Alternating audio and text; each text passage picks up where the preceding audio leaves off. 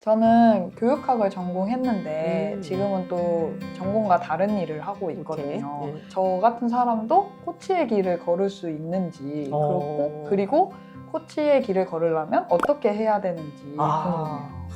저는 코칭에 관심 있는 사람을 만나면 너무너무 행복해요. 예. 그리고 그 답은 한마디로 대한민국의 모든 사람들이 다 코치가 될 수 있다. 이렇게 저는 이야기를 하고 싶어요. 그래서 이제 이 중요한 거는 뭐냐면 코칭은 결국에는 말하는 방법을 배우기도 하거든요. 그래서 실제로 코칭이 뭐 굉장히 어렵기도 하지만 일상에서 우리는 사람을 항상 만나잖아요. 나라는 존재도 만나잖아요. 그리고 관계를 가져가는 그런 과정에서 우리가 이렇게 커뮤니케이션이나 이런 부분을 놓칠 수 없는 여러 가지 상황들이 있는데 그때 코칭이 굉장히 저는 효과가 있다고 봐요.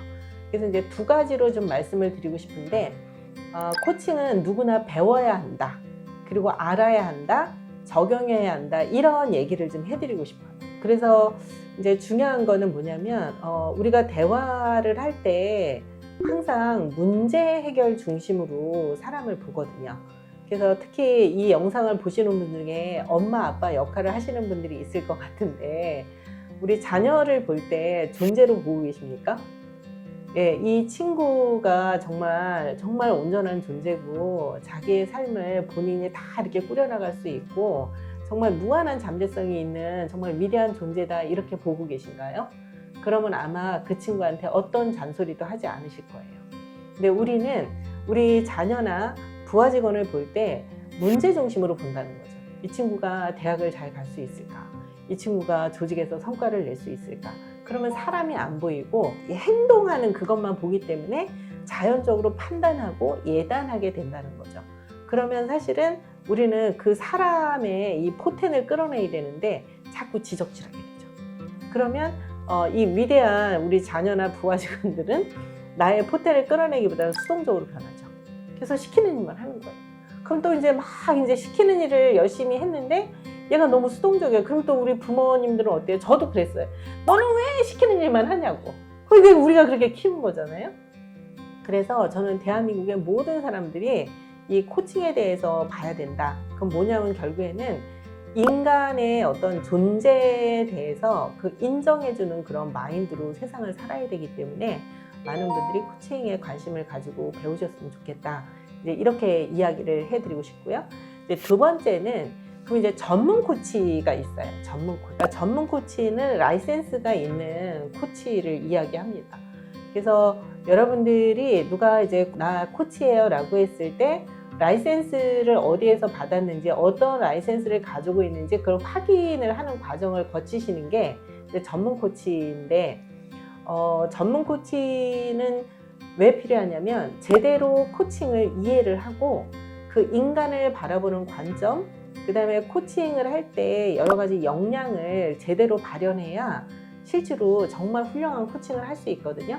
그래서 일반적인 그런 생활 속의 코칭이 아니고 내가 정말 비즈니스적으로 코칭을 하고 싶다라고 하면 교육도 받으셔야 되고 훈련도 받으셔야 되고 임상도 하셔야 돼요. 우리나라에 한국코치협회라는 곳이 있는데 거기에서 주는 KAC 기초 수준이고 KPC 이거는 이제 중고급 수준이고 KSC 해서 요거는 그 슈퍼바이징 코치예요. 그래서 그렇게 있고 그다음에 이제 ICF라고 국제 코칭 연맹이라는 곳이 있어요. 거기에서 주는 라이센스는 ACC 이게 이제 기초, 그다음에 PCC 중고급, MCC 최고급 이렇게 있어요. 전문 라이센스를 받는 코치가 되고 싶다라고 하면 기초적인 그 교육을 받으셔야 돼요. 저희 연구소에도 그 코치 육성하는 프로그램이 굉장히 많거든요. 그래서 한번 홈페이지 들어가서 보시면 아시겠지만 간단하게 설명을 드리면 이제 코칭이 뭔지 그 정의도 여러분들이 아셔야 되고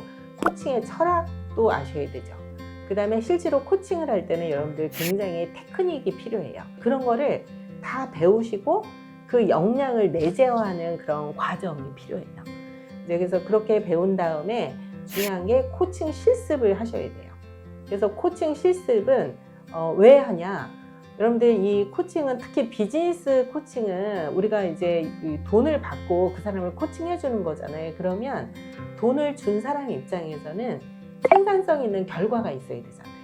그러니까 그냥 한번 만나고 끝나는 게 아니라 코칭을 잘하고 이 사람이 변화해서 조직이나 가정에 영향을 미칠 수 있을 수준까지 돼야 되거든요. 그런 부분에서 임상, 실습을 굉장히 많이 하는데 그냥 혼자 실습하는 것도 있지만 그 상위 코치라고 해요. 상위 코치가 굉장히 이제 멘토링이나 슈퍼바이징을 하면서 어느 정도 이렇게 품질력 있는 코치가 되게끔 도와드리는 그런 게 있거든요. 임상이 굉장히 중요한데 제가 이제 MCC라고 했잖아요. 저는 이제 MCC에 어플라이를 하려면 3,000시간의 코칭 시간이 필요해요. 그리고 이제 PCC는 500시간 뭐 이렇게 있는데 중요한 게 이 500시간이다 3,000시간이다 이게 그냥 어느 날 되는 게 아니라 정말 일상에서 생활화가 돼야 이게 되잖아요.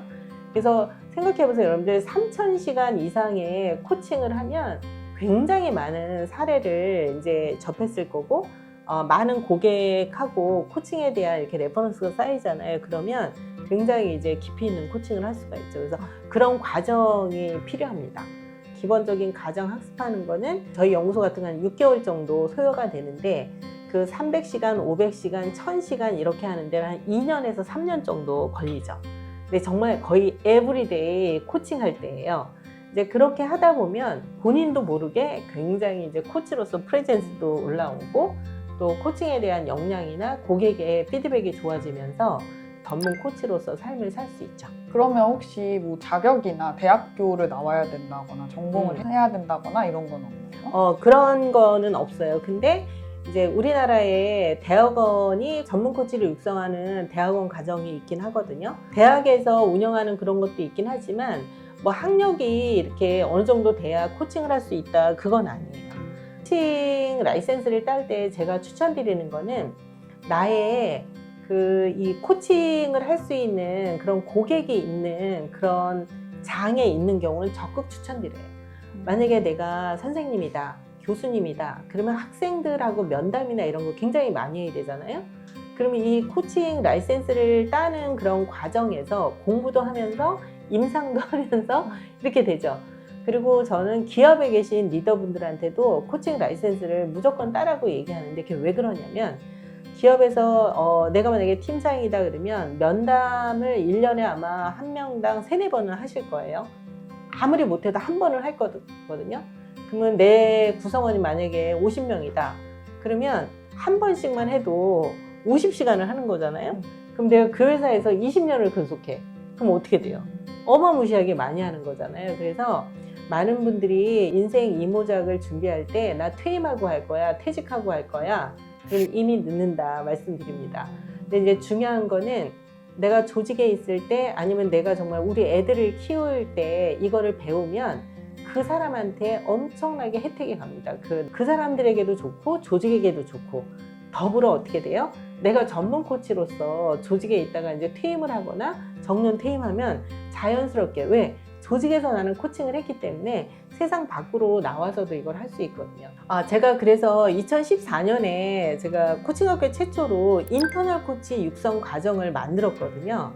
나와서 뭔가 전문 코치 이게 아니라 내가 조직에 있을 때 리더가 이 코칭 교육을 받아요. 그리고 나서 나랑 같이 일하는 구성원들을 코칭을 하라는 얘기예요. 그리고 만약에 내가 엄마다. 그러면 우리 애가 초등학교 1학년, 2학년이야. 그러면 이 애를 코칭 관점으로 애를 육아를 하라는 얘기예요.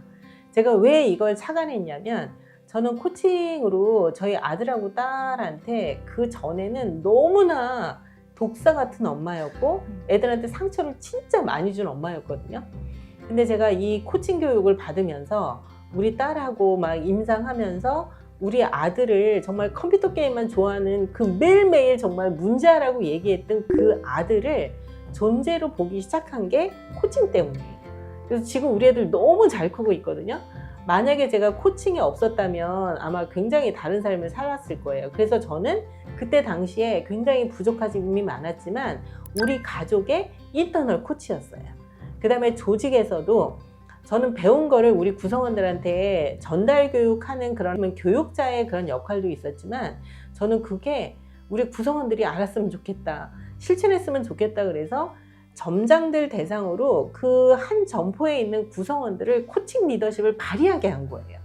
그래서 그렇게 하는 과정에서 많은 성과도 있었고 또 성장도 있었고, 그래서 제가 얘기하는 인터널 코칭은 막 이렇게 사내 코치가 돼서 뭐 주변 사람들 코칭해주는 그런 게 아니고, 내 산하 조직을 코치의 그 마음으로 어떤 여러 가지 스킬을 가지고 구성원이나 자녀를 육성하게 되면 굉장히 승승할 수 있다.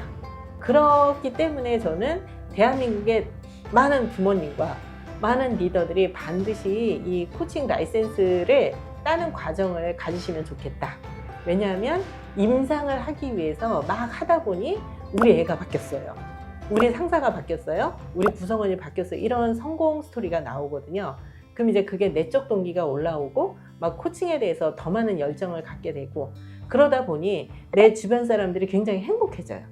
왜냐면 제가 코칭을 하면서 말하는 폼새가 달라지고 뭔가 경청해주고 인정해주고 이러면서 주변들이 이제 코칭으로 긍정적으로 좀 바뀌고 하면서 더 행복한 삶을 살지 않나, 이런 생각이 들거든요. 개인적으로 그냥 코칭에 대해서 이렇게 알고 전파하는 그런 코치님들도 많으셨으면 좋겠고, 어떤 목적성을 가지고 전문 코치 라이센스를 받는 그런 과정에 도전하셔서 더 의미 있고 생산성 있는 삶을 살아가는 대한민국의 국민들이 되시면 좋겠다, 이런 생각이 듭니다. 네, 그러면 코치님 올해도 전문 코치 과정이 열리나요? 많이 열리죠. 저는 보통 이제 기업에 들어가서 하는 경우도 있는데, 제가 이제 이렇게 코칭으로 굉장히 많은 변화가 있었기 때문에 이걸 세상에 좀 많이 알리고 싶어서 이제 오지라퍼 코치라고 해요, 사람들이.